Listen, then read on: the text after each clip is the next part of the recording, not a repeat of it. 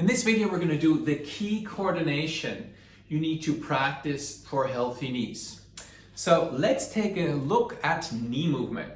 So here you have the knee, which exists between the femur and the tibia. It's the largest joint in the body because it has to deal with very large leverage forces because these are the two longest bones in the body.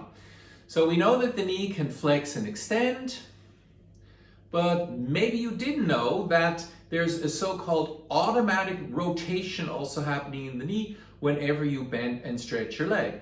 So when you bend your leg, you're going to have a little bit of external rotation in the upper leg bone, the femur, and a little bit of internal rotation in the tibia. So this is not something you can choose to do or choose not to do.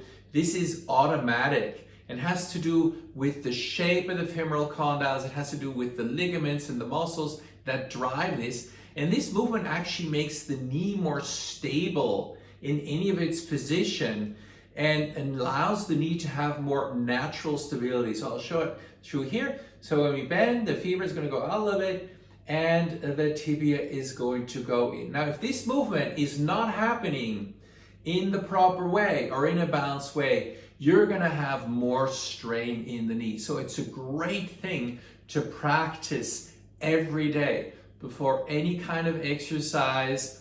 I highly recommend doing this exercise just 2 or 3 times. So here we go. It's not very complicated what we're going to do. We're simply just going to place our leg on a chair like that, and then we're going to hold the thigh with one hand and the lower leg with the other hand. And I'm going to step back just a little bit here. So we bend our knee. The femur is going to go out like that, so you can slide your hand out, and the tibia is going to go in, you can slide your hand in. So here we go. And we're going to bend our knee, and the femur goes out, and the tibia in.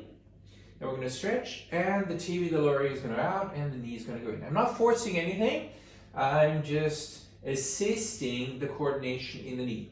Now, this is natural, and it's not about twisting the knee. This is a natural movement that if it's balanced, you can have very good alignment of the knee.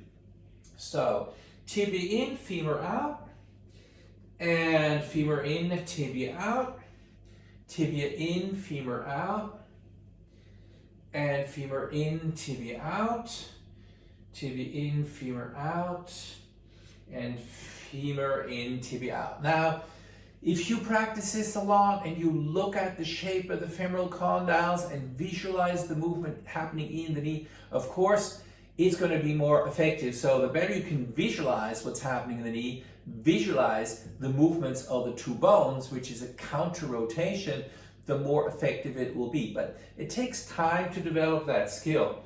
So imagery, of course, will always support any movement. So a clear picture of what you're doing improves what you're doing.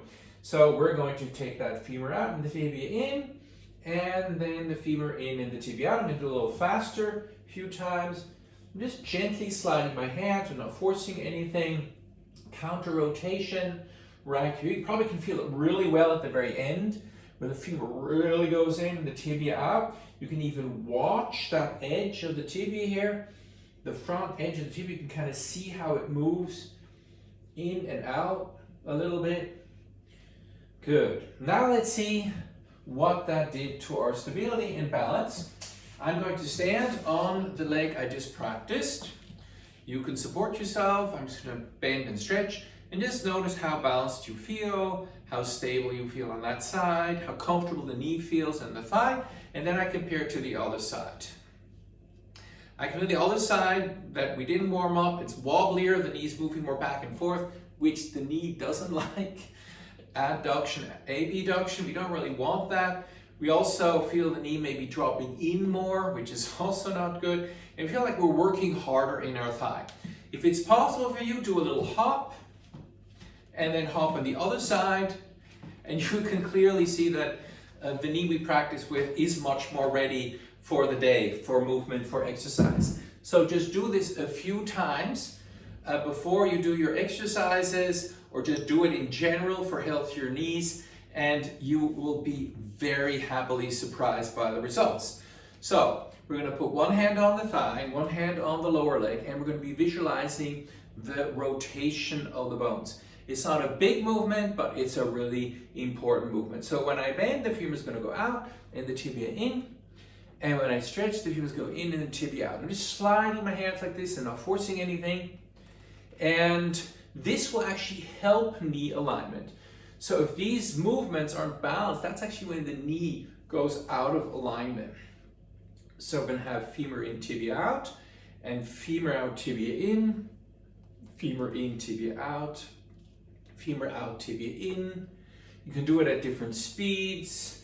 If you can visualize the movement, you can see that femur moving out and the tibia in, then of course it's very, very helpful. This is also great for the nutrition of the knee, improves proprioception, in other words, the sensory activity in the knee, which will help the brain guide the movement of the knee with more finesse. I'm doing it at different speeds. So in the Franco method, we call this the bone rhythm of the knee. And of course, it coordinates also with the hip and the foot. There we go, front and back. Excellent. And now you'll notice both knees are going to feel much better. Yeah, you can like go down further, deeper, better knee bend, but still feel better in your knees.